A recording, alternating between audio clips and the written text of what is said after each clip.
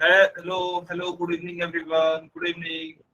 तो जैसा आप सभी स्टूडेंट्स को पता है, हम 10th मैथ्स का फर्स्ट चैप्टर जो कि क्या है, रियल नंबर यानी कि वास्तविक संख्याएं, इस चैप्टर को पढ़ने के लिए जो भी आवश्यक कॉन्सेप्ट हमें पहले से आने चाहिए उनकी पढ़ाई कर रहे थे।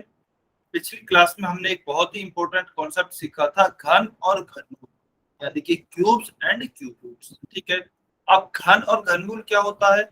घन और घनमूल सेम वर्ग और वर्गमूल के जैसा ही है। वर्ग और वर्गमूल में जहां पर भी 2 आता है, घन और घनमूल में वहीं पर 3 आता है। उदाहरण के लिए, यदि हमें किसी भी संख्या का वर्ग निकालना होता है तो हम कैसे लिखते हैं? मान लीजिए मुझे 3 का वर्ग निकालना है या फिर 4 का वर्ग निकालना है, तो उसका मतलब क्या होगा? 4 की घात। ठीक है, मतलब वर्ग का मतलब क्या हुआ? किसी भी संख्या की घात 2। लेकिन घन का मतलब क्या होता है? घन का मतलब होगा किसी भी संख्या की घात 3। जैसे यदि मुझे 4 का घन निकालना है तो मैं कैसे निकालूंगा? 4 की घात 3। और इसे फिर कैसे लिखेंगे? 4 गुना 4 गुना 4। तो इस प्रकार से हम किसी भी संख्या का घन निकाल सकते हैं। सेम ऐसे ही वर्गमूल में किसी भी संख्या की घात क्या होती है? 1/2 घात होती है, 1/2। घनमूल में क्या घात होती है? घनमूल में होगी घात 1/3। तो सिर्फ 2 की जगह हमें क्या लिखना है? 3 लिखना है। और वर्गमूल हम निकालते कैसे हैं? सबसे पहले हम अभाज्य गुणनखंड निकालते हैं किसी भी संख्या के, फिर हम दो दो संख्याओं के पेयर बनाते हैं वर्गमूल में। वर्गमूल में दो दो संख्याओं के पेयर बनाते हैं, जोड़े बनाते हैं, और फिर उन दो दो संख्याओं में से एक संख्या को बाहर निकालते हैं। लेकिन जब भी हम घनमूल निकालते हैं किसी संख्या का, तो देखिए अभाज्य गुणनखंड तो निकालेंगे वैसे ही, लेकिन इस बार 3 3 संख्याओं के जोड़े बनाएंगे या फिर 3 संख्याओं के पेयर बनाएंगे और उसमें से एक संख्या को बाहर निकालेंगे। ठीक है, तो यही फर्क होता है। जहां पे भी वर्ग और वर्गमूल में 2 आता है, वहीं घन और घनमूल में 3 आता है।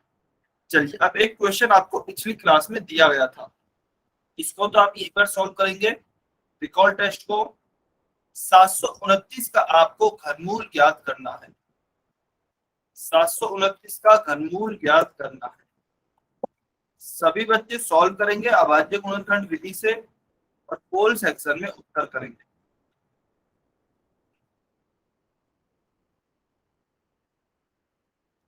बहुत ही ध्यान से सॉल्व करना है, जल्दबाजी में गलती नहीं करनी।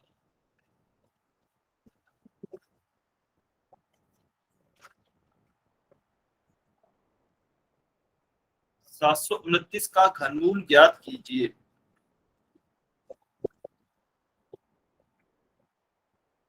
Find the cube root of 729।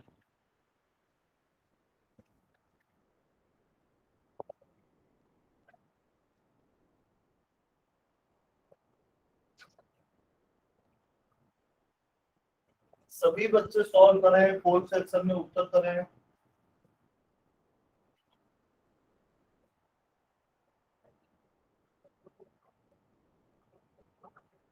यदि देखिए आपने जो टेबल आपको पिछली क्लास में बताई गई थी घन याद करने के लिए, घन वाली, यदि वो आपने याद की होगी तो आप तुरंत आंसर कर देंगे। यदि याद नहीं भी है तो फिर आप अभाज्य गुणनखंड विधि की सहायता से घनमूल ज्ञात करें।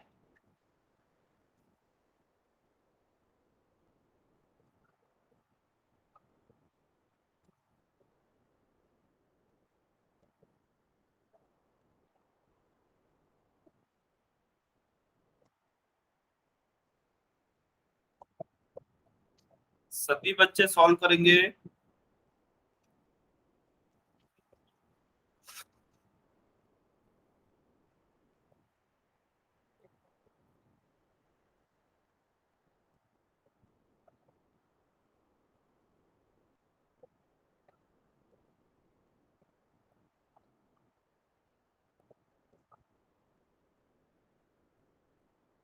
गुड, कुछ बच्चों के उत्तर आ रहे हैं, बहुत बढ़िया।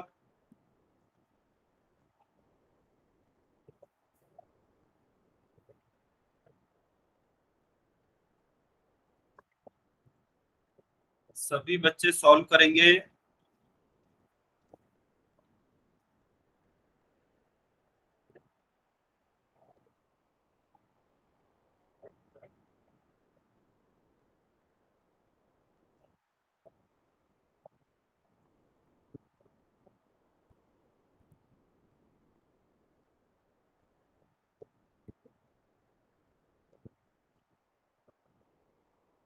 सभी बच्चे ट्राई करें, कुछ बच्चों के उत्तर आ गए हैं, बहुत अच्छे।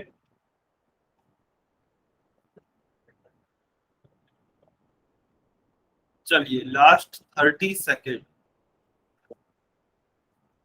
30 सेकेंड और वेट कर रहे हैं।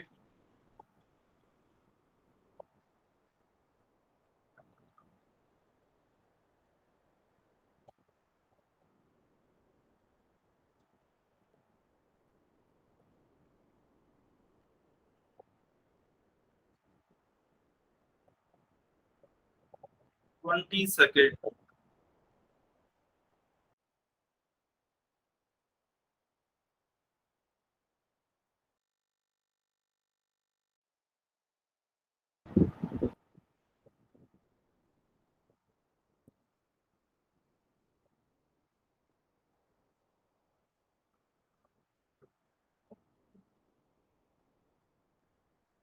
10 सेकेंड।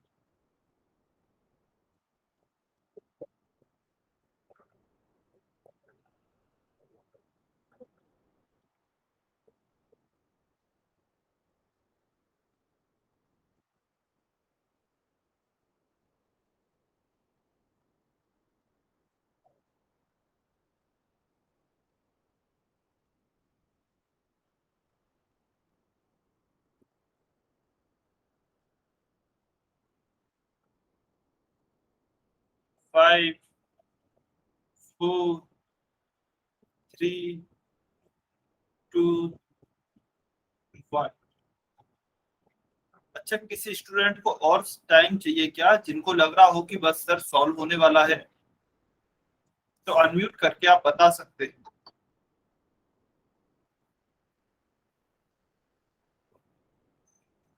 चलिए, अभी मैं जिस भी स्टूडेंट का नाम लूं वो एक बारी क्लास में अपनी कॉपी दिखाएंगे कि आपने कैसे सॉल्व किया है। ठीक है, चाहे थोड़ा सा ही सॉल्व हुआ हो, जितना भी सॉल्व हुआ है वो एक बारी कॉपी दिखाएंगे। ठीक है, चलिए, मीना सैनी की आईडी से जो स्टूडेंट है, बेटा एक बारी आप कॉपी दिखाएंगे, कहाँ तक सॉल्व किया है आपने, कैसे सॉल्व किया है। मीना सैनी की आईडी से जो स्टूडेंट है। सर हम पिछली क्लास में नहीं थे। अच्छा, आप पिछली क्लास में नहीं थे, ठीक है। ठीक है, चलिए इस क्वेश्चन को सॉल्व करते हैं। देखिए 729 का घनमूल निकालना है। काफी कम बच्चों ने उत्तर किया है बेटा, जो कि अच्छी बात नहीं है। ठीक है, अच्छा जो बच्चे पोल सेक्शन में उत्तर नहीं कर पाए हैं, यदि उनका अब सॉल्व हो गया है तो वो कमेंट में उत्तर कर सकते हैं। चलिए, तो हमें निकालना है 729 का घन। तो सबसे पहले हम क्या करेंगे, इसके अभाज्य गुणनखंड निकालेंगे। अभाज्य गुणनखंड कैसे निकालेंगे 729 के, दो का भाग तो नहीं जा सकता क्योंकि एक विषम संख्या है, तो हम 3 का भाग देकर कोशिश करते हैं। 3 दूनी 6, 3 चौके 12, 3 तिया 9, 243 टाइम्स गया। फिर 3 से भाग देंगे, 3 8 24, 3 एकम 3। फिर 81 टाइम्स गया, फिर 3 से भाग देंगे, 27 टाइम्स। 3 दूनी 6 और 3 7 21, 27 टाइम्स जाएगा। फिर 3 से भाग देंगे, 3 9 27। फिर 3 से भाग देंगे, 3 3 9।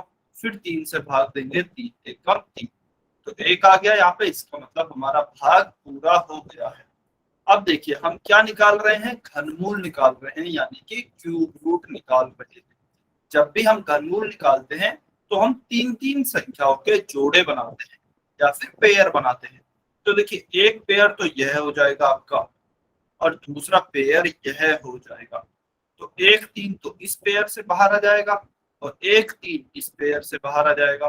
तो 3 × 3 आपका क्या हो जाएगा, 3 × 3 हो जाएगा आपका 9। तो 9 आपका करेक्ट उत्तर है। ठीक है, आप अपने उत्तर की जांच भी। सर हमारा सही था। आज भी जिसका भी सही है बहुत अच्छी बात है, लेकिन काफी कम बच्चों ने उत्तर किया था। जितने भी बच्चों ने किया था उनका सही था सभी का, लेकिन बहुत कम बच्चों ने उत्तर किया था। तो इसका मतलब काफी बच्चों से या तो सॉल्व नहीं हुआ है या फिर उन्हें समझ में नहीं आया है। ठीक है, तो इसका हमारा उत्तर क्या क्या है, 9 आ गया है। अब यदि आपको उत्तर की जांच करनी है तो आप किस प्रकार से कर सकते हैं, देखिए 729 का घनमूल आया है 9। 729 का घनमूल आया है 9। तो यदि आपको उत्तर की जांच करनी है तो 9 का घन क्या आना चाहिए? 9 का घन आना चाहिए 729। तो जब आप 9 का घन ज्ञात करेंगे यानी कि 9 की घात 3 ज्ञात करेंगे तो आपको 729 ही मिलेगा। तो इसका मतलब 9 हमारा सही उत्तर है। ठीक है, तो इसका सर हमारा इसमें आंसर होगा। सर इसमें तीन तीन जब तीन तीन आएंगे जब एक पेयर बनेगा। हाँ जी, घनमूल में जब 3 संख्याओं का एक पेयर बनता है। यदि वर्गमूल होता इसी की जगह पे, देखिए यदि इसकी जगह पे वर्गमूल होता तो मैं ग्रीन कलर से लिख रहा हूँ, एक पेयर यह बनता इन दोनों 3 का। ठीक है, एक पेयर यह बनता इन दोनों 3 का और एक पेयर यह बनता इन दोनों 3 का। ठीक है, तो यदि हमसे वर्गमूल पूछा जाता तब हम दो दो संख्याओं के जोड़े बनाते और फिर हमारा उत्तर क्या आता? 3 गुणा 3 गुणा 3। तो हमारा उत्तर आता 27। लेकिन अभी हमसे क्या पूछा गया है? घनमूल पूछा गया है। तो घनमूल में हम 3 3 संख्याओं के जोड़े बनाते हैं। क्या सभी बच्चों को क्लियर है? सभी बच्चों को समझ में आया? वाई और एन लिखकर बताइए, सभी बच्चों को क्लियर है ना? यदि किसी भी स्टूडेंट को डाउट है कहीं पर भी तो बेटा पूछ लेना है। ठीक है, डाउट नहीं रखना है। चलिए, सभी को क्लियर है, बहुत बढ़िया, वेरी गुड। इसका हमारा उत्तर हो गया ऑप्शन डी, क्वेश्चन नंबर 116। यह आपको होमवर्क में दिया गया था। चलिए देखते हैं कितने बच्चे होमवर्क में करके आए हैं इस क्वेश्चन को। जो भी बच्चों ने सॉल्व नहीं किया है घर पे वो अभी यही सॉल्व करेंगे तुरंत। 343 का घनमूल ज्ञात करना है। We have to find the cube root of 343.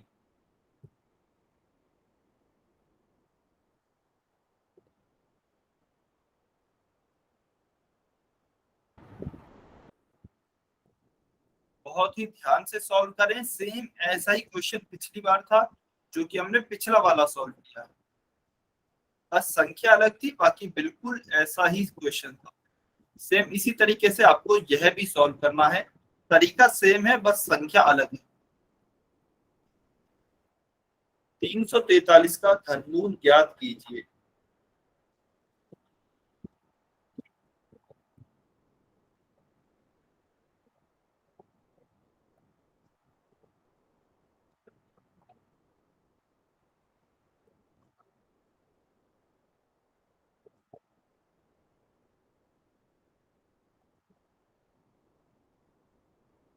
सभी बच्चों को सॉल्व करना है।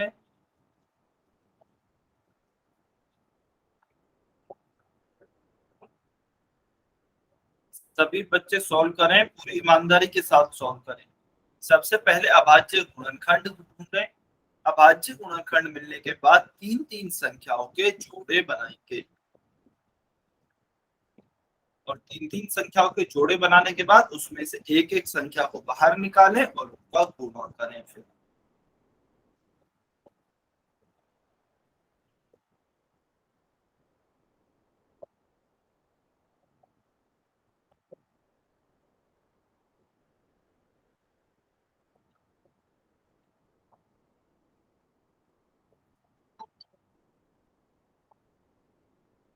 जो भी बच्चे बेटा लेट जुड़ रहे हैं समय से जुड़ने की कोशिश करें। ठीक है, 5:30 बजे तक आपको जुड़ जाना है, 5:30 तक। 343 का घनमूल ज्ञात करें। अच्छा चलिए मैं थोड़ा सा हिंट दे देता हूँ। सबसे पहले इसमें 7 का भाग जाएगा। सबसे पहले 7 का भाग जाएगा। इसका मतलब यह नहीं है कि उत्तर 7 हो जाएगा। उत्तर आपको खुद को निकालना है। सबसे पहले 343 में भाग जो जाएगा वह 7 का जाएगा। चलिए अभी आप सॉल्व करें सभी बच्चे।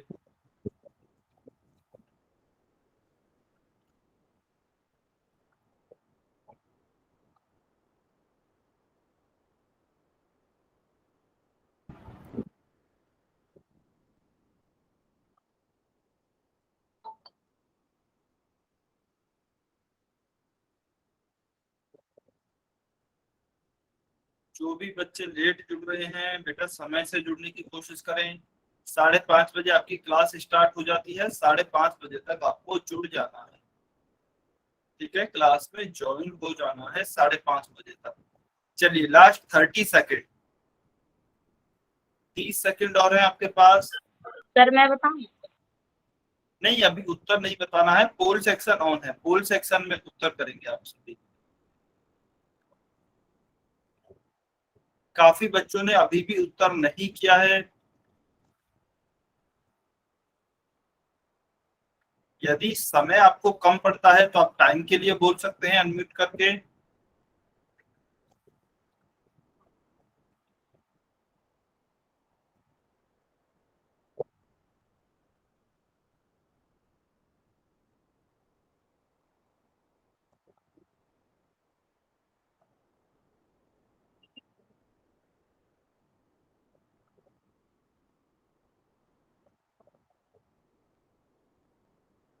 चलिए 15 सेकेंड, 15 सेकेंड और हैं।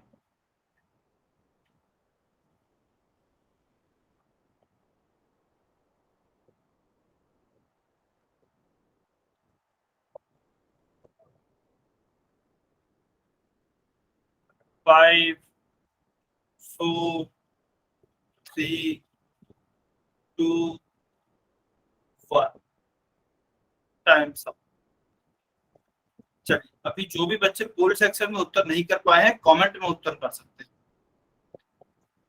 अच्छा चलिए, मैं जिस भी स्टूडेंट का नाम लेता हूं उनको अपनी कॉपी दिखानी है और बताना है कि उनका उत्तर क्या आया है।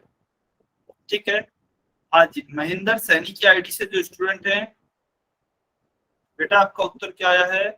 अच्छा, सभी बच्चों को नहीं बताना है, जिनसे पूछा जा रहा है केवल उन्हें बताना है। अच्छा, बी आया है आपका उत्तर, एक बारी कॉपी दिखाएंगे, एक बारी कॉपी दिखाएंगे महेंद्र सैनी की आईडी से जो स्टूडेंट है, बी कैसे आया है?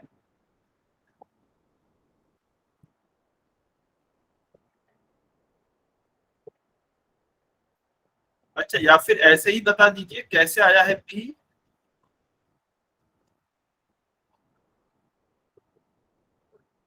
अनम्यूट करके भी बता सकते हैं आप।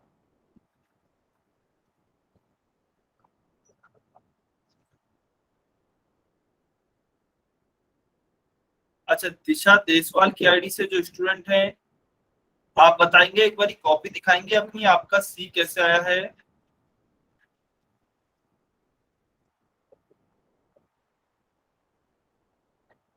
दिशा देसवाल की आईडी से जो स्टूडेंट है एक बारी अनम्यूट करके बता दीजिए या फिर कैमरा ऑन करके कॉपी दिखाइए जहां पर भी यह क्वेश्चन आपने सॉल्व किया। हाँ जी बताइए। सर मैंने 7 से एलसीएम किया, 749 जा 343 और फिर सर 7 7 जा 49, 7 जा 7 और फिर सर ये जोड़े बना दिए सर मैंने 7 7 के और फिर 7 रह गया सर, मैंने इनकी गुना कर दी 49 आंसर आ गया। ठीक है, एक बार आप अपनी कॉपी दिखाएंगे जहां पर भी आपने सॉल्व किया है।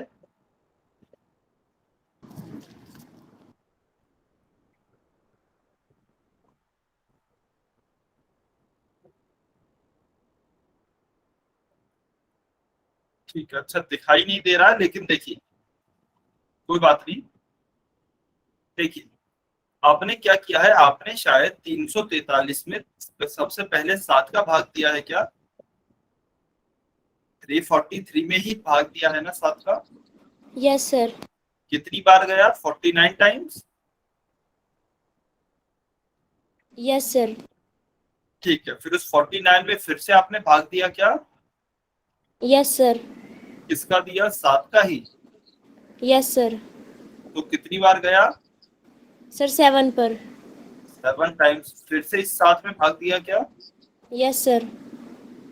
7 का दिया तो कितनी बार? एक बार गया। Yes sir. ठीक है, यहाँ तक आपका सॉल्व हो गया है। Yes sir. ठीक है, फिर आपने क्या किया है? जोड़े बनाए हैं, पेयर बनाए हैं, तो आपने एक यस पेयर तो सर। यह बना दिया यस सर। और एक बाकी का यह रह गया। ठीक है, यस सर। ठीक है। तो देखिए आपको क्या निकालना है बेटा, आपको घनमूल निकालना है, यानी कि क्यूब रूट निकालना है। अच्छा सबसे पहले तो वेरी गुड कि आपने अनम्यूट किया और आपने बताया कि आपने कैसे सॉल्व किया है, बहुत अच्छे, वेरी गुड। ठीक है, देखिए सभी बच्चों से इसलिए पूछा जाता है कि आप एक बारी अनम्यूट करके बताएं कि आपने कैसे प्रश्न सॉल्व किया है, जिससे कि आपकी गलती समझ में आ सके और उसे हम मिलकर सॉल्व कर सकें, जिससे आप आगे भविष्य में गलती ना करें। ठीक है, तो देखिए बेटा यदि आपसे पूछा जाता वर्गमूल तो आप दो दो संख्याओं के जोड़े बनाते, ठीक है, लेकिन अभी आपसे पूछा गया है घनमूल, तो घनमूल में हम तीन तीन संख्याओं के जोड़े बनाते हैं। तो आपके जोड़े कैसे बनेंगे, आपके जोड़े बनेंगे इन तीनों साथ के, यहाँ पर तीन संख्या है तो इन तीनों को मिलाकर एक जोड़ा बनेगा और इस पूरे जोड़े से केवल एक सात बाहर आएगा। ठीक है, तो हमारा उत्तर भी क्या हो जाएगा, हमारा उत्तर भी ऑप्शन बी 7 हो जाएगा। यदि आपसे पूछा जाता वर्गमूल तो देखिए कैसे सॉल्व करते, वर्गमूल में भी हम इस प्रकार से नहीं करते, सबसे पहले जोड़े बनाते, एक जोड़ा यह बनता, इससे हमारा एक सात बाहर आता, लेकिन ये अकेला रह गया है, तो अकेला ध्यान है, अकेले को हमें हमेशा वर्गमूल में लेके आते हैं, अकेला कभी भी खुद बाहर नहीं आता है। जैसे कि मान लीजिए 343 को मैं लिखता हूँ 7 गुना 7 गुना 7, ठीक है, इस पे मैंने वर्गमूल लगाया, इस पे वर्गमूल लगाया, अभी मैं वर्गमूल की बात कर रहा हूँ, तो एक जोड़ा तो यह बन गया वर्गमूल में दो संख्याओं का, इससे मैंने 7 बाहर निकाल लिया, लेकिन यह अकेला रह गया है, तो इसे मैं 7 नहीं लिख सकता हूँ, यह किस में आएगा, यह अंडर रूट में ही आएगा। तो मेरा उत्तर क्या होगा, 7 गुना अंडर रूट 7 यानी कि 7√7। तो यदि आपसे वर्गमूल पूछा जाता तो यह उत्तर होता, अभी आपसे घनमूल पूछा गया है, क्यूब रूट पूछा गया है, तो इसलिए आप तीन तीन संख्याओं के जोड़े बनाएंगे और उससे केवल एक 7 बाहर आएगा, तो 7 ऑप्शन भी हमारा सही उत्तर होगा। क्लियर है, अभी समझ में आया? जिन भी बच्चों ने ऑप्शन जिन भी बच्चों ने ऑप्शन सी या फिर कोई और ऑप्शन किया था बी के अलावा, उनको क्लियर है? देखिए यदि कहीं पे कुछ भी डाउट है तो आप अपने डाउट पूछ सकते हैं, चाहे किसी भी तरीके का डाउट हो, चाहे किसी भी तरह का डाउट हो, आप डाउट पूछें। यदि समझ में नहीं आया है तो समझ में आया है तो वाई लिखें। देखिए काफी बच्चों को मैं नोटिस कर रहा हूँ कमेंट में वाई लिखते हैं लेकिन आंसर गलत आते हैं या फिर वो आंसर नहीं देते, तो ऐसा नहीं करना है, सभी बच्चे वाई लिख रहे हैं तो इसको मतलब सभी बच्चों को समझ में आ जाना चाहिए और सभी बच्चों को अगले प्रश्नों का उत्तर सही देना है। ठीक है, आप सही देने की कोशिश करें, एटलीस्ट आप प्रश्न को सॉल्व करने की कोशिश करें। चलिए सभी को समझ में आ गया, वेरी गुड, बहुत बढ़िया। तो इसका भी हमारा उत्तर क्या हो गया है, ऑप्शन बी 7। चलिए अभी हम आगे चलते हैं, आगे हमारा जो टॉपिक है वह है अपरिमेय संख्याएं, जिसे हम इंग्लिश में क्या कहते हैं, इर्रेशनल नंबर्स। तो देखिए अभी तक हम पढ़ रहे थे रैशनल नंबर्स यानी कि परिमेय संख्याएं, उससे भी पहले हमने काफी प्रकार की संख्याएं पढ़ ली हैं, कौन कौन सी, चलिए जल्दी से एक बार रिवाइज करते हैं। सबसे पहले हमने पढ़ा नेचुरल नंबर, जिसे हम प्राकृतिक संख्या कहते हैं और जिसे n से प्रदर्शित करते हैं। तो वे संख्याएं जो 1 से शुरू होती हैं और आगे तक चलती रहती हैं वह कहलाती हैं हमारी नेचुरल यानी कि प्राकृतिक संख्याएं। उसके बाद हमने देखा होल नंबर यानी कि पूर्ण संख्याएं, तो जो संख्याएं आपकी 0 से स्टार्ट होती है, 1 से शुरू ना होकर 0 से शुरू होती हैं और आगे तक चलती रहती हैं, उन्हें हम कहते हैं होल नंबर। ठीक है, अब इससे भी अगर हम और पीछे जाएं यानी कि ऋणात्मक संख्याओं को भी शामिल कर लें, तो ऐसी संख्याएं जिनमें ऋणात्मक संख्याएं भी आ जाएं, जीरो भी आ जाए और पॉजिटिव यानी कि धनात्मक संख्याएं भी आ जाए, उन्हें हम कहते हैं पूर्णांक यानी कि इंटीजर, जिसे हम या तो z या फिर i से प्रदर्शित करते हैं। उसके बाद हमने देखा परिमेय संख्याएं क्या होती है, तो वे संख्याएं जिन्हें हम p/q के रूप में लिख सकें, जहां पर q जीरो नहीं होना चाहिए, p और q के रूप में लिख सकें और पी और क्यू क्या है, यहाँ पर पी भी आपका पूर्णांक है और क्यू भी आपका कोई पूर्णांक है, तो वह संख्याएं आपकी परिमेय संख्याएं कहलाती है। उदाहरण के तौर पर 1/2 हो गया, -5/7 हो गया, 3/5 हो गया, -2.5 हो गया। अच्छा, दशमलव की संख्याएं भी परिमेय संख्याएं होती हैं क्या? बिल्कुल। क्यों होती हैं? क्योंकि हम दशमलव को हटाकर नीचे 10, 100, 1000 इस प्रकार की संख्या बना सकते हैं। यानी कि दशमलव भी हमने पढ़ा था कि भिन्न का या फिर परिमेय संख्याओं का ही एक सरलतम रूप होता है। ठीक है, तो दशमलव की संख्याएं भी आपकी परिमेय संख्याएं होती हैं। फिर आपके जितने भी पूर्णांक होते हैं, -5, -9, 3, 57, ये सभी पूर्णांक आपकी परिमेय संख्याएं होती हैं। क्यों होती हैं?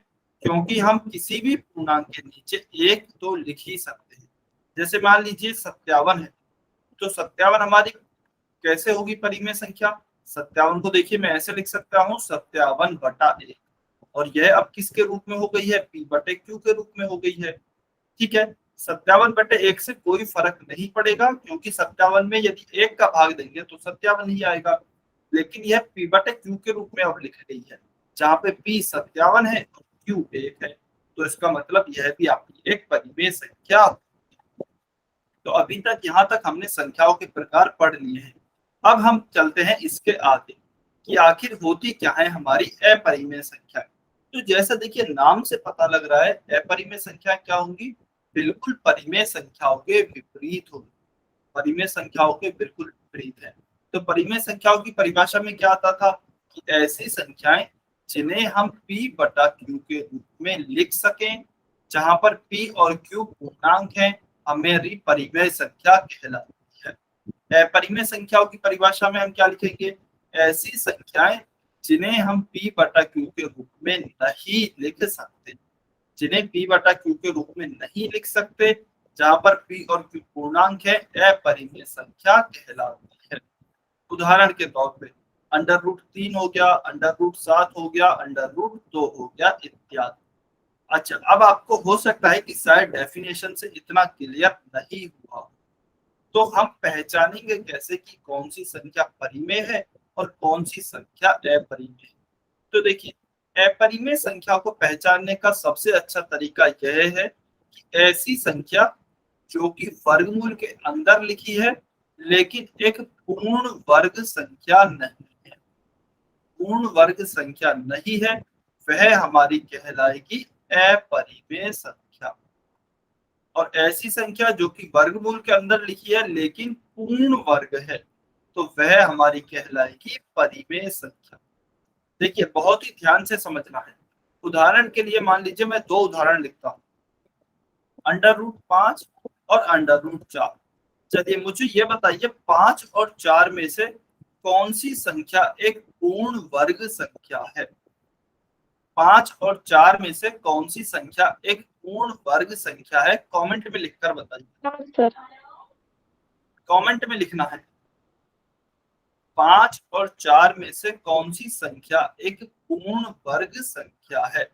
अब पूर्ण वर्ग संख्या क्या होती है ये आपको वर्ग में बताया गया था, जबकि हमने स्क्वायर और स्क्वायर रूट पढ़ा था तब आपको बताया गया था कि पूर्ण वर्ग संख्या क्या होती है। सभी बच्चे कमेंट में लिखकर बताएंगे ईमानदारी से।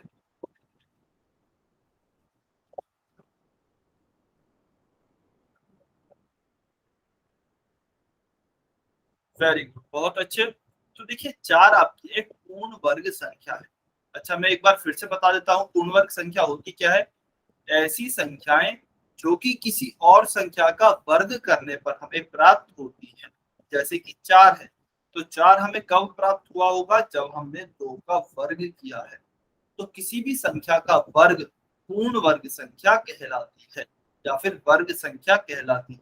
तो 4 है, 4 किसका वर्ग करने पर प्राप्त हुआ है? 2 का वर्ग करने पर प्राप्त हुआ है। इसका मतलब 4 हमारी एक पूर्ण वर्ग संख्या है। तो यदि वर्गमूल के अंदर पूर्ण वर्ग संख्या लिखी गई है तब तो वह परिमेय संख्या होगी। अब यह परिमेय संख्या कैसे होती है चलिए समझते हैं। देखिए 4 की जगह मैं क्या लिख सकता हूँ? √2 का स्क्वायर लिख सकता हूँ, क्योंकि 4 बराबर क्या होता है? 2 का स्क्वायर ही है, 2 का वर्ग है। फिर हम कहेंगे कि वर्ग और वर्गमूल एक दूसरे के विपरीत होते हैं। तो इस वर्ग से इस वर्गमूल को मैं काट देता हूं, तो हमारे पास क्या उत्तर बच जाएगा? 2 बच जाएगा। और 2 हम जानते हैं एक पूर्णांक है, एक इंटीजर है 2। और हमने यह पढ़ा है कि सभी पूर्णांक हमारे परिमेय संख्या होती है। या फिर अगर कोई बच्चा भूल जाता है तो देखिए 2 को मैं लिख सकता हूँ 2/1। किसी भी संख्या में 1 से भाग दूं मुझे वही संख्या प्राप्त होती है। तो 2 में यदि मैं 1 से भाग देता हूं तो मुझे 2 ही प्राप्त होगा। ठीक है, तो इसका मतलब क्या हो गया कि यह p/q के रूप की संख्या बन गई है और यह मेरी एक परिमेय संख्या होगी। ठीक है, अभी देखिए √5 के लिए देखते हैं। क्या 5 किसी भी संख्या का वर्ग है क्या? किसी भी संख्या का वर्ग नहीं है। यदि किसी संख्या का वर्ग नहीं है तो इसका मतलब इसे हम काट ही नहीं सकते इसके वर्गमूल को, क्योंकि यहाँ पर वर्ग तो है ही नहीं। तो इसीलिए इसे हम p/q के रूप में भी नहीं लिख सकते। तो यह हमारी एक अपरिमेय संख्या होगी, जबकि √4 आपकी एक परिमेय संख्या होगी। तो यह आपको ध्यान रखना है। ठीक है, चलिए उदाहरण के तौर पर यदि हम देखें तो देखिए काफी सारी हमारी पूर्ण वर्ग संख्या होती है। जैसे कि 1 का स्क्वायर होता है 1, 2 का स्क्वायर होता है 4, 3 का स्क्वायर होता है 9, 4 का स्क्वायर होता है आपका 16, 5 का स्क्वायर होता है 25। तो यदि हमसे कहा जाता है कि बताइए √1, √4, √9, √16, √25 और इसी तरीके से आगे तक, जैसे 25 के बाद 36 आएगा, फिर 49 आएगा, यह 6 का वर्ग होता है, 7 का वर्ग, 8 का वर्ग होता है 64, 9 का वर्ग होता है 81 और 10 का वर्ग होता है आपका 100। तो यदि आपकी वर्गमूल के अंदर ये सभी संख्याएं आती हैं तो ये तो सभी संख्याएं पूर्ण वर्ग है, क्योंकि किसी संख्या का वर्ग करने पर हमें प्राप्त हो रही है। तो इसका मतलब देखिए यदि हम इनके ऊपर वर्गमूल लगा दें तब तो यह सारी होंगी हमारी परिमेय संख्याएं। लेकिन यदि इन संख्याओं के अलावा कोई और संख्या आती है, जैसे कि मान लीजिए √82 आ गया, √85 आ गया, तो यह सारी हमारी अपरिमेय संख्याएं होंगी, क्योंकि यह किसी भी संख्या का वर्ग नहीं है। ठीक है, क्या सभी बच्चों को पहचानना आया कि परिमेय संख्या कौन सी होगी और अपरिमेय संख्या कौन सी? y और n लिखकर बताइए, क्या आपको पहचानना आया कि परिमेय संख्या कौन सी होंगी, अपरिमेय संख्याएं कौन सी होंगी? बस आपको देखिए अपरिमेय संख्याओं को पहचानना है। यदि कोई संख्या अपरिमेय नहीं है तो वह परिमेय तो होती ही। ठीक है, तो अपरिमेय संख्याओं को आपको अच्छे से पहचानना है, ईमानदारी से बताना है। यदि समझ में नहीं आया है तो n लिखेंगे।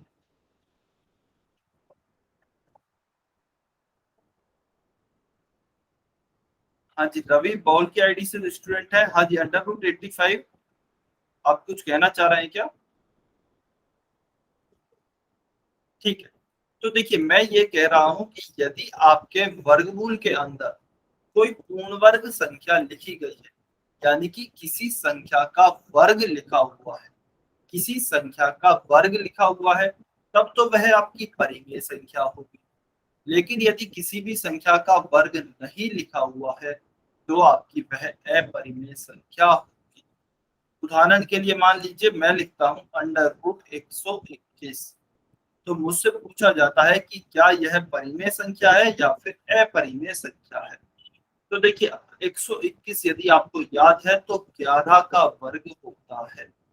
इसका मतलब वर्गमूल के अंदर किसी संख्या का वर्ग लिखा हुआ है, और जब किसी संख्या का वर्ग लिखा हुआ है तो वह मेरी कहलाती है परिमेय संख्या। तो यह मेरी कैसी होगी संख्या? परिमेय या फिर रैशनल नंबर होगा। ठीक है, अब मान लीजिए उदाहरण के लिए मैं लिखता हूँ 136, तो यहाँ पर 136 है। क्या यह किसी भी संख्या का वर्ग है क्या? नहीं, 136 किसी भी संख्या का वर्ग नहीं होता है। इसीलिए आपको वह सारिणी याद करने के लिए दी गई थी, जिससे कि आपको 1 से 20 तक की संख्याओं के तो कम से कम वर्ग याद रहे। ठीक है, तो 136 किसी भी संख्या का वर्ग नहीं है, तो इसका मतलब यह हमारी अपरिमेय संख्या। सिर्फ ऐसे ही हम और समझ सकते हैं, मान लीजिए अंडर रूट 8 है, क्या 8 किसी भी संख्या का वर्ग है क्या? नहीं। हाँ, 9 होता है किसी संख्या का वर्ग, जो कि किसका होता है? 3 का। 9 हमारा 3 का वर्ग होता है, इसलिए यह हो जाएगी हमारी परिमेय संख्या। लेकिन अंडर 8 जो है वह किसी भी संख्या का वर्ग नहीं होता है, तो अंडर रूट 8 हमारी कैसी संख्या होगी? एक अपरिमेय संख्या होगी, या फिर इर्रेशनल नंबर होगा। ठीक है, अभी क्लियर है क्या? सुरेंद्र कुमार की आईडी से जो स्टूडेंट हैं और बाकी बच्चों को सभी को क्लियर हुआ? क्या सभी स्टूडेंट्स को क्लियर है? तो आपको देखना है वर्गमूल के अंदर संख्या। बस आपको देखिए यह पहचानना है कि कौन सी संख्या अपरिमेय है। तो यदि वर्गमूल में वर्ग संख्या नहीं लिखी है, वर्गमूल में वर्ग संख्या नहीं लिखी है, तो वह आपकी अपरिमेय संख्या कहलाएगी। बाकी की और कोई भी संख्या हो किसी भी प्रकार की, चाहे वह आपकी दशमलव की संख्या हो, चाहे वह आपका जीरो हो, चाहे वह आपका पूर्णांक हो, चाहे फिर वह आपकी भिन्न हो, किसी भी प्रकार की संख्या हो, या फिर वर्गमूल में यदि आपकी पूर्ण वर्ग संख्या लिखी है, ये सभी संख्याएं आपकी कैसी कहलाएंगी? परिमेय संख्याएं कहलाएंगी। ठीक है, तो यह आपको ध्यान रखना है। चलिए, सभी को समझ में आया? वेरी गुड, बहुत अच्छे। अभी देखिए, परिमेय संख्याओं को यदि आपको ध्यान हो तो हम क्यू से दर्शाते थे। परिमेय यानी कि रैशनल नंबर को क्यू से दर्शाते थे, जबकि अपरिमेय संख्याओं को किससे दर्शाएंगे हम? क्यू और इसके ऊपर छोटा सी लिख देते हैं। तो क्यू सी के द्वारा हमें दर्शाया जाता है अपरिमेय संख्याओं। अब इन्हें पहचानेंगे कैसे? तो ये हमने डिस्कस कर लिया है कि यदि वर्गमूल के अंदर कोई पूर्ण वर्ग संख्या नहीं लिखी है, यानी कि किसी भी संख्या का वर्ग नहीं लिखा है, तो वह हमारी एक अपरिमेय संख्या। ठीक है, हमारी एक अपरिमेय संख्या। महेंद्र सैनी की आईडी से जो स्टूडेंट है, महेंद्र सैनी की आईडी से जो स्टूडेंट है, बेटा अपने आप को म्यूट पे कर लें। चलिए, तो देखिए यहाँ पर हमें एग्जाम्पल दिए गए हैं under root 3, under root 5, under root 12। तो क्या इनमें से कोई भी संख्या कोई वर्ग संख्या है क्या? नहीं। ना तो 3 कोई वर्ग संख्या है, ना ही 5 है, और ना ही 12 कोई वर्ग संख्या है। तो इसका मतलब तीनों हमारी अपरिमेय संख्या, तीनों हमारी कैसी संख्या होंगी? Irrational number. ठीक है, अच्छा, अब अपरिमेय संख्याओं का मान जो होता है, मान लीजिए अंडर रूट 3 है, तो यदि आप अंडर रूट 3 का मान पूछेंगे ना, तो अपरिमेय संख्याओं का कोई भी फिक्स मान नहीं होता है। मतलब कोई भी एग्जैक्ट मान नहीं होता है, या फिर ऐसे बोल सकते हैं कि एग्जैक्ट मान हमें पता नहीं होता है। उदाहरण के लिए मान लीजिए अंडर रूट 4 है, तो देखिए अंडर रूट 4 को तो हमें पता है इसका मान क्या होता है? 2 होता है। 2 इसका फिक्स वैल्यू होती है। ठीक है, लेकिन जब आप अंडर रूट 3 का मान लिखने जाएंगे, तो इसका मान जो है वह कभी रुकता नहीं है। 1.7329 इस प्रकार का इसका कुछ मान आगे तक चलता चला जाता है, यानी कि कभी भी खत्म नहीं होता है इसका मान। तो दूसरी भाषा में हम ऐसे भी कह सकते हैं कि अपरिमेय संख्याओं का जो मान होता है वह बिल्कुल फिक्स नहीं पता होता है। अपरिमेय संख्याओं का फिक्स मान नहीं पता होता है। ठीक है, चलिए, यहाँ तक सभी बच्चों को क्लियर है? तो आपको एक इंटरेस्टिंग फैक्ट बताते हैं, बहुत ही ज्यादा इंटरेस्टिंग है। देखिए, आपने सुना होगा पाई, यह आपको पता होगा, आपने देखा भी होगा कहीं ना कहीं।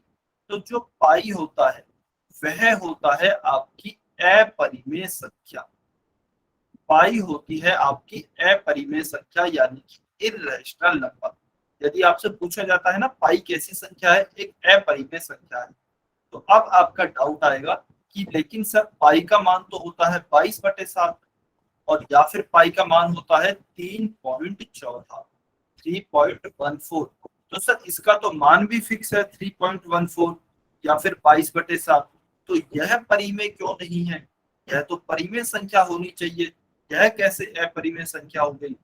तो देखिए, पाई एक अपरिमेय संख्या होती है, इसका हमें एग्जैक्ट मान नहीं पता होता है। इसका जो एग्जैक्ट मान है ना, वो किसी को भी नहीं पता है। ठीक है, तो फिर 22/7 और 3.14 ये क्या है? तो ये इसके लगभग मान है, ये इसके लगभग मान है, यानी कि पाई का मान लगभग इनके पास होता है, लेकिन बिल्कुल एग्जैक्ट ये नहीं होता है। तो यदि आपसे कोई क्वेश्चन पूछा जाता है कि बताइए पाई कैसी संख्या है, तो पाई एक अपरिमेय संख्या है। ठीक है, लेकिन यदि आपसे पूछा जाता है कि 22/7 कैसी संख्या है, तो यह एक परिमेय संख्या है, यह एक परिमेय संख्या है। और यदि आपसे पूछा जाता है 3.14 कैसी संख्या है, तो यह भी एक परिमेय संख्या है। लेकिन यदि पूछे कोई पाई कैसी संख्या है, तो पाई अपरिमेय संख्या है। और यदि आपसे कोई पूछे कि पाई अपरिमेय क्यों है, पाई का मान तो 22/7 होता है, जो कि फिक्स मान है, तो आपको क्या बताना है कि यह इसका लगभग मान है, बिल्कुल एग्जैक्ट मान नहीं है। तो हमारी गणित में कैलकुलेशन के लिए हम इन मानों का उपयोग करते हैं, लेकिन यह बिल्कुल फिक्स मान नहीं होता है। क्या सभी बच्चों को क्लियर है? यहां तक समझ में आया? वाई और एन लिखकर बताइए, क्या सभी बच्चों को क्लियर है? सभी बच्चे कमेंट करके बताएंगे। यदि किसी को कहीं भी डाउट है तो आपको डाउट पूछ लेना है।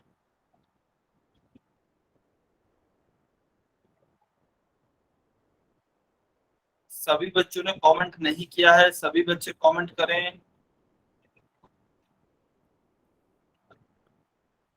काफी कम बच्चे कमेंट कर रहे हैं बेटा। यदि आपको समझ में नहीं आ रहा है, कुछ भी डाउट आ रहा है, तो आप पूछ सकते हैं, और समझ में आ गया है तो आप वाई लिखेंगे।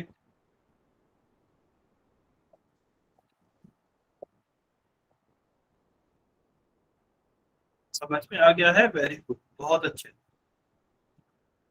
अच्छा, कुछ बच्चे अभी भी कमेंट नहीं कर रहे हैं, सभी बच्चे कमेंट करें। निशा, निशा की आईडी से जो स्टूडेंट है बेटा, आपको समझ में आया? हाँ जी, निशा, निशा की आईडी से जो स्टूडेंट है, आपको समझ में आया क्या? ठीक है, चलिए, सभी को समझ में आया। तो क्वेश्चन नंबर 117 आपको सॉल्व करना है और पोल सेक्शन में उत्तर करना है। सभी बच्चे सॉल्व करेंगे, पोल सेक्शन में उत्तर करेंगे। बहुत ही आसान क्वेश्चन है। हमें बताना है कौन सी एक अपरिमेय संख्या है, यानी कि इर्रेशनल नंबर है। ऑप्शन ए है 4.5 यानी कि 4.5। ऑप्शन बी है 1/2 यानी कि 1/2। ऑप्शन सी है √11 और ऑप्शन डी है आपका √25। सभी बच्चे सॉल्व करें, पोल सेक्शन में आंसर।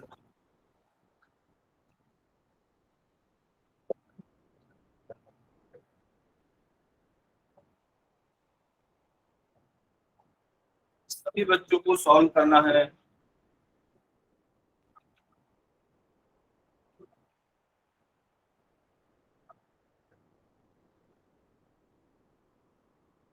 सभी बच्चे सॉल्व करेंगे।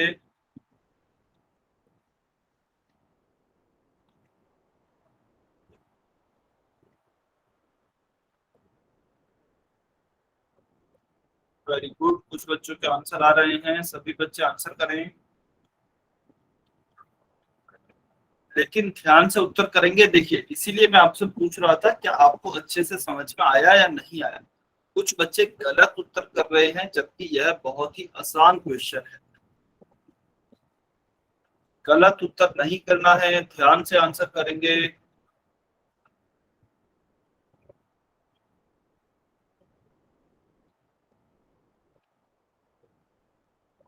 आपको बताना है कौन सी एक अपरिमेय संख्या है।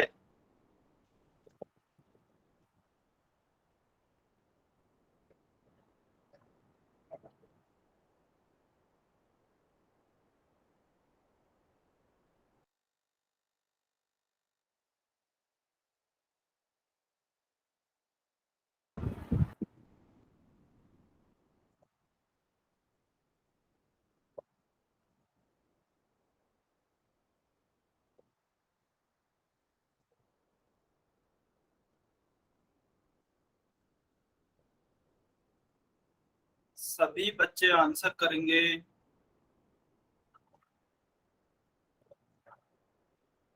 सभी बच्चे उत्तर करें।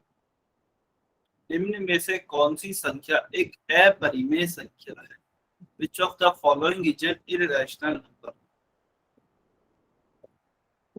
काफी बच्चे गलत कर रहे हैं, क्वेश्चन को गलत नहीं करना है, ध्यान से सॉल्व करें। आपको देखिए अपरिमेय संख्या पहचानने के लिए केवल एक नियम बताया गया है। अगर आप उस नियम से पहचानेंगे तो आसानी से पहचान पाएंगे अपरिमेय संख्या को।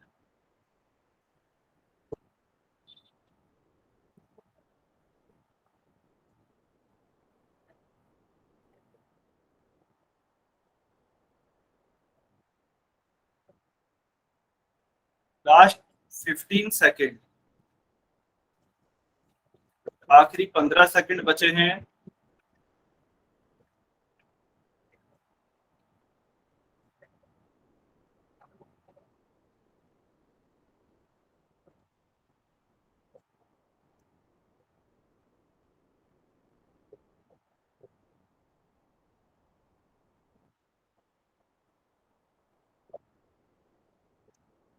यदि किसी स्टूडेंट को समय कम लगता है, टाइम कम लगता है, तो आप अनम्यूट करके टाइम के लिए भी पूछ सकते हैं। चलिए लास्ट 5 सेकेंड, 5 4 3 2 1, टाइम्स अप। चलिए अभी भी देखिए, जिस स्टूडेंट का पूर्ण सेक्शन में उत्तर नहीं कर पाया है, जो भी बच्चा, वो अनम्यूट करके बता सकता है। जो भी स्टूडेंट पूर्ण सेक्शन में आंसर नहीं कर पाए हैं, वो अनम्यूट करके बता सकते हैं या फिर कमेंट में भी लिख सकते हैं। अच्छा ठीक है, चलिए मैं एक एक स्टूडेंट से पूछता हूँ उन्होंने क्या उत्तर किया है, ठीक है, और उनको बताना है। यदि उत्तर नहीं किया है तो वो बोल देना कि सर हमने उत्तर नहीं किया है। चलिए बालवीर की आईडी से जो स्टूडेंट है, एक बार आप अनम्यूट करके बताइए आपने क्या उत्तर किया है। बालवीर की आईडी से जो स्टूडेंट है, एक बार अनम्यूट करके बताएंगे आपने क्या उत्तर किया है।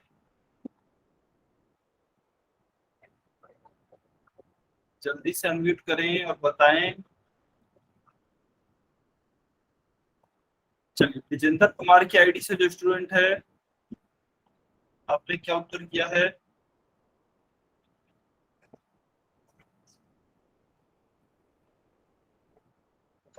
अच्छा यदि आप अनम्यूट करके नहीं बताना चाहते हैं, कमेंट में लिख सकते हैं, ठीक है। दिशा देसवाल की आईडी से जो स्टूडेंट हैं, आपने क्या उत्तर किया है बेटा। सर किया नहीं। ठीक है, क्यों नहीं किया है? सॉल्व नहीं हुआ या फिर आपने कोशिश नहीं की? सर छोटा भाई आ गया था, उसे छोड़ने गए थे इसलिए नहीं किया। ठीक, हाँ जी। महेंद्र सैनी की आईडी से जो स्टूडेंट है, आपने क्या आंसर किया है।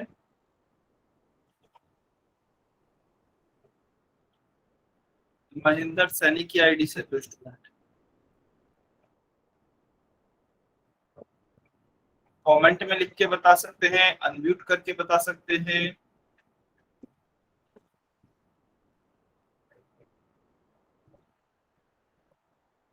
जल्दी से अनम्यूट करके बताएं आपने क्या आंसर किया है।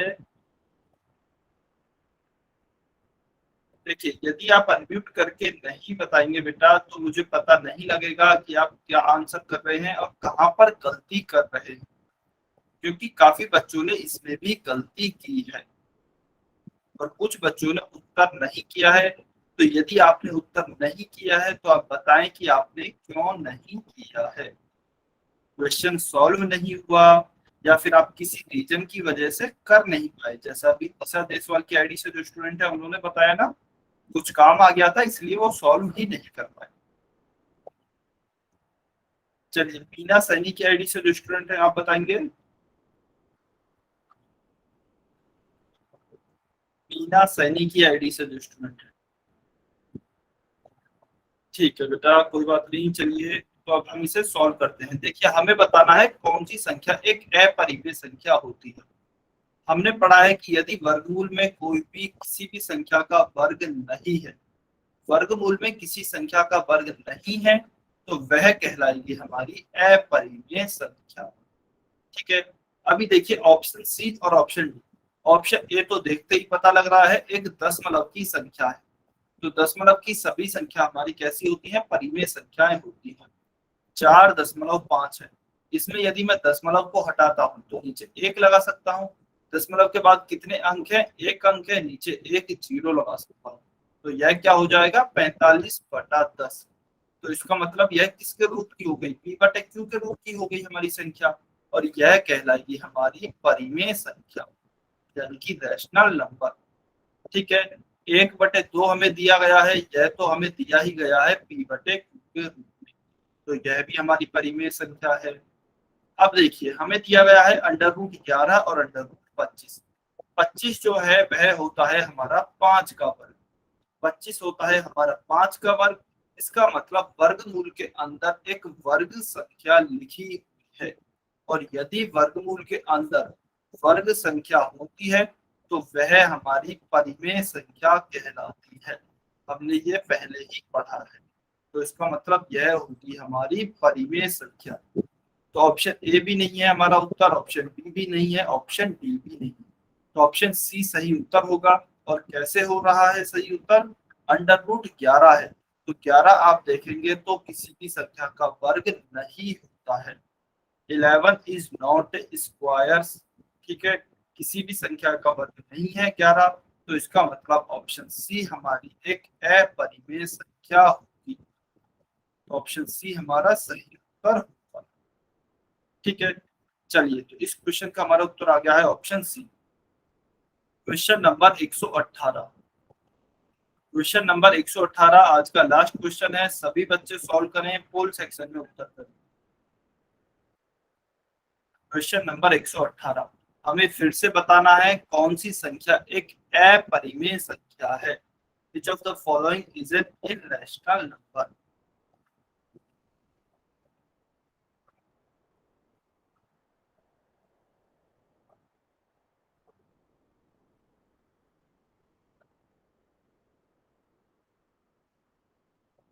सभी बच्चे सॉल्व करेंगे, फुल सेक्शन में उत्तर करेंगे।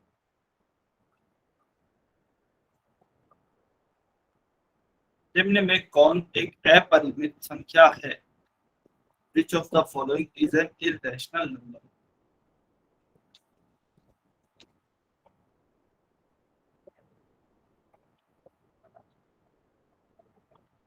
ध्यान से यदि आप उत्तर करेंगे तो बहुत ही आसानी से आप उत्तर कर पाएंगे। आज का लास्ट क्वेश्चन है, सभी बच्चे सॉल्व करें, ध्यान से सॉल्व करें।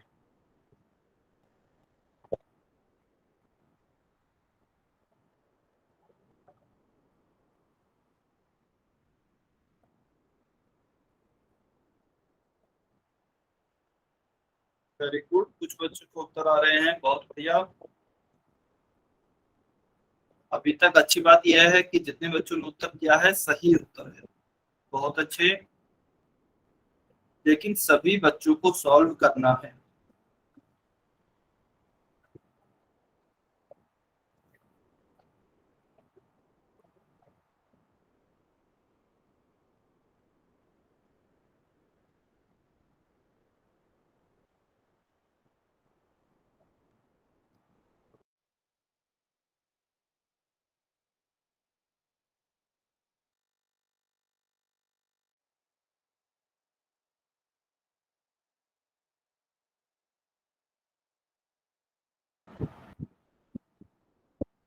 वेरी गुड, कुछ बच्चों के आंसर आ गए हैं, बहुत अच्छे। चलिए लास्ट 45 सेकंड, 45 सेकंड और वेट कर रहे हैं। अच्छा क्लास का समय हो गया, बस 1-2 मिनट और रुकेंगे। यह लास्ट क्वेश्चन है, सभी बच्चे इसका आंसर कर दें, फिर यह क्वेश्चन सॉल्व करके हम क्लास को एंड कर दें।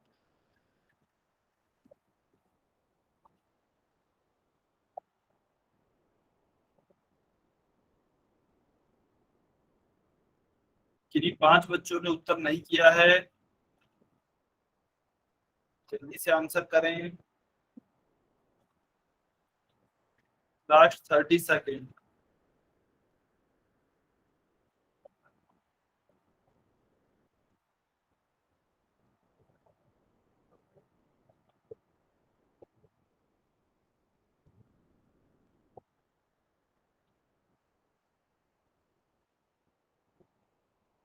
Last 10 second.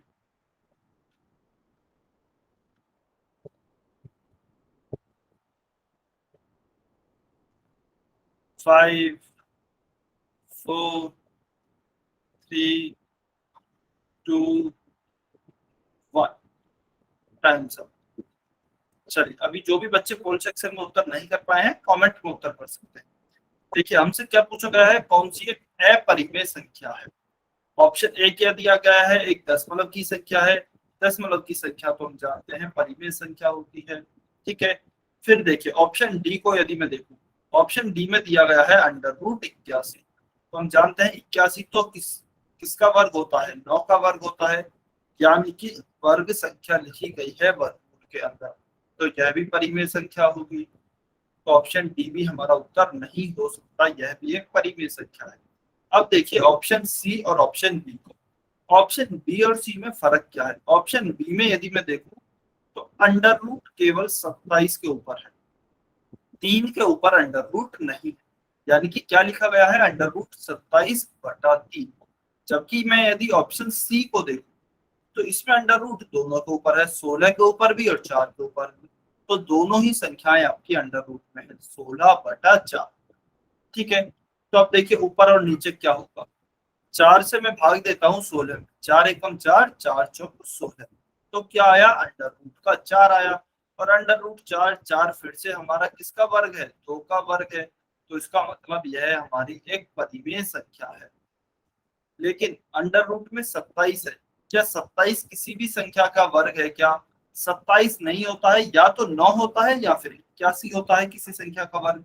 27 27 किसी भी संख्या का वर्ग नहीं है, इसलिए यह हमारी एक अपरिमेय संख्या होगी। तो ऑप्शन बी हमारा इस प्रश्न का सही उत्तर, option B √27/3 is your correct answer. ठीक है, हाँ जी, ऑप्शन बी आपका सही उत्तर है। चलिए, अभी यदि किसी भी स्टूडेंट का कोई डाउट है तो आप पूछ सकते हैं, अदरवाइज आप जा सकते हैं।